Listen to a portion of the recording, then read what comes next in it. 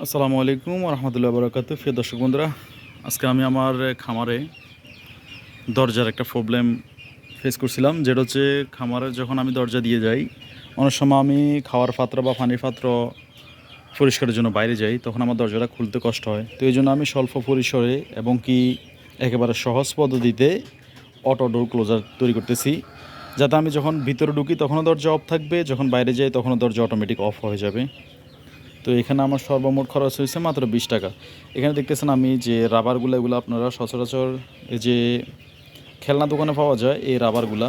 এরপর আমি দুইটা ফেরেক, এরপর একটা হাতুড়ার সাহায্যে কীভাবে অটো ডোর ক্লোজার তৈরি করতেছি তা আপনাদের সাথে আলোচনা করতেছি।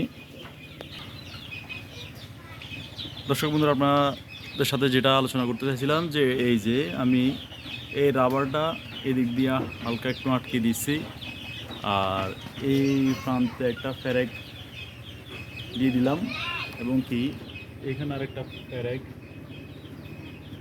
আমি সুন্দরভাবে আটকে দিলাম। এখন আপনারা দেখতেছেন আমি যখন বাইরে থাকি তখন দরজাটা যখন ঠেলা দিই, হালকা একটু ঠেলা দিলেই দরজাটা ওপেন হয়ে যায়, এবং কি যখন আমি ছেড়ে দিই অটোমেটিক আপনারা দেখতেছেন দরজাটা অফ হয়ে গেছে। এতে করে আমার মুরগিগুলো আর বাইরে হতে পারে না। আর এমনিতে আমি সেফটি হিসেবে এটা ব্যবহার করছি, প্লাস বাইরে তালার ব্যবহার করছি। তো আমরা যখন খামারে কাজ করি তখন দরজাটা খোলা বন্ধ বেশি হয়, এই জন্য আমি এই পদ্ধতি অবলম্বন করছি। তো আপনারাও আপনাদের খামারের সহজ পদ্ধতিতে এটি ব্যবহার করতে পারেন। তো সবাই ভালো থাকবেন। আসসালামু আলাইকুম রহমতুল্লাহি ওয়া বারাকাতুহু।